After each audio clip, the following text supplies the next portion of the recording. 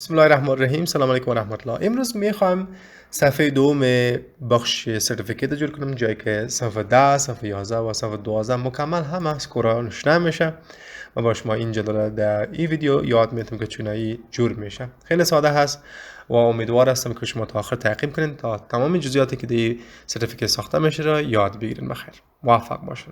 کار آغاز کنیم با صفحه جدید مایکروسافت ورد و شما متن در پایین دیسکریپشن ویدیو دارین، پس فقط کپی پیست بگیرین. ما هم از داکومنت خود کنترل A کنترل C و سپس از صفحه نو خود پیست میکنم کنترل V.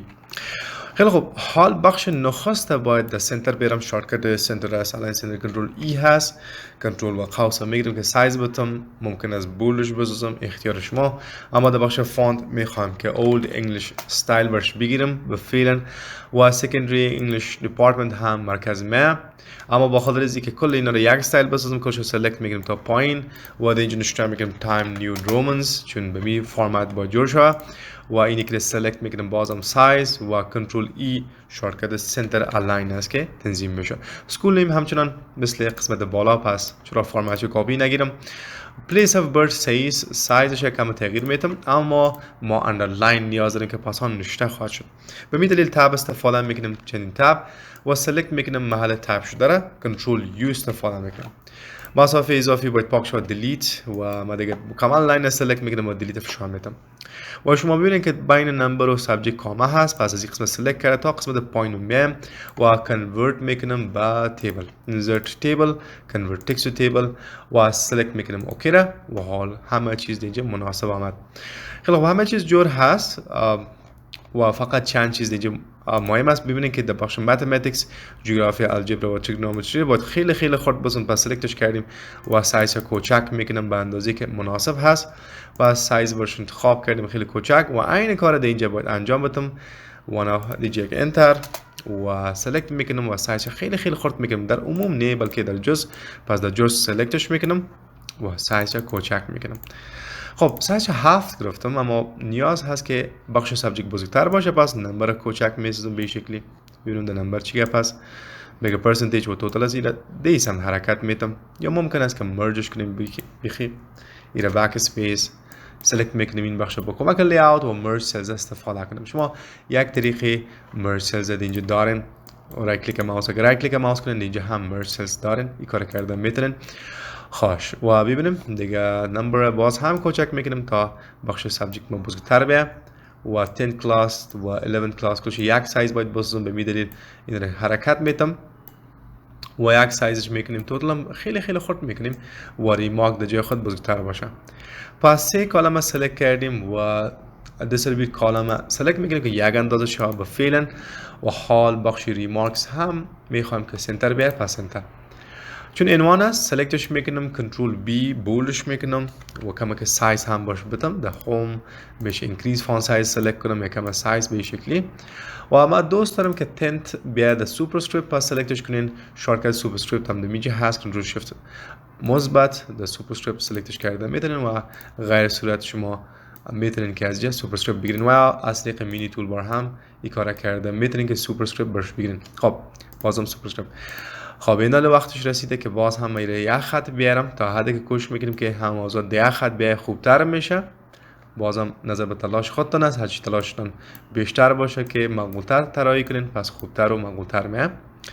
خوش و سایز کلیش باز هم سلکت میکنم، یک اندازه باید بسازم و حال بخش اولش باید چون مرکز بیارم، پس سنتر لاین میگیرم میشه و رنگ بالخصوص هم برش میتم از طریق بخش شیدینگز و رنگ سبز برش میگیرم، اما در کل میخوایم پس در کل چرا سلکتش نکنم و رنگ سبز برش نتم.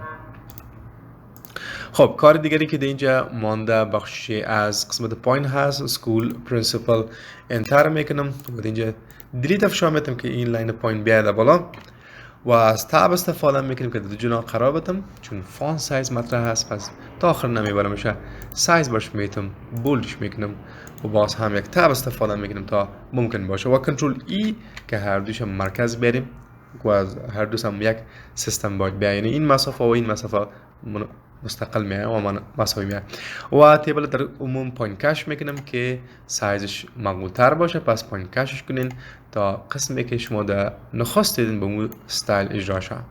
خب به نظر من درست است، فقط این عنوان باید کم کوچک کنم چون خیلی از حد بزرگتر شد و موضوعات دیگر ما سلکت میکنم و میریم روی سنتر، این یکی رو سلکت میکنم، اما توتال و پرسنتیج در مرکز به شکلی میریم. خب همه چیز مناسب به نظر میرسه و فقط نوبت و لوگو رسید. پس میریم سوی فایل لوگو. شما این لوگو را از روی اینترنت کاپی یا دانلود کرده میتونید. من فقط این هر دو را سلکت میکنم با کنترل سی استفاده میکنم تا کاپی بگیرم. اینجا میرم کنترل وی و هر دوش ما سلکت کردیم. پس میرم سمت بالا و سایز کوچک میکنیم. در عموم هر دوش یک اندازه سایز میدیم. خب این یکیش در یک سمت، دیگه‌اش دیگه سمت. پس خیلی راحت سلکتش کنین. شما در پیکچر فرمت در بخش پوزیشن میتونین یک سمت بگیرین و دیگه سمت. پس این کار با کمک پوزیشن خیلی آسان‌تر و راحت‌تر انجام میشه. خب من فکر کنم که یک چیز دیگه در آخر ماند، اون این است که من این لوگو رو هم در عقب صفحه باید داشته باشم. پس کنترل سی استفاده میکنم، دو کلیک در هدر و پست استفاده میکنم و بعد از اینکه پستش کردم اینجا میره in front of the text بگیریم، چون بیاز واترمارک هست در عقب صفحه مفته چی این in front بگیریم چی نگیر میشه. خب در آفیس 2021 و ورد 2021 ما آپشن ترانسپرنسی داریم و ترانسپرنسی باش میتونیم و اگر شما از آفیس پوینتر استفاده میکنین شما در کلر واش اوت سلکت کرده میتونین، اختیار شما. ما ترانسپرنسی و ما خوشایند است و اندازه دلخواه خود سلکت کرده میتونیم که چقدر روشن و تاریک بسازه میشه.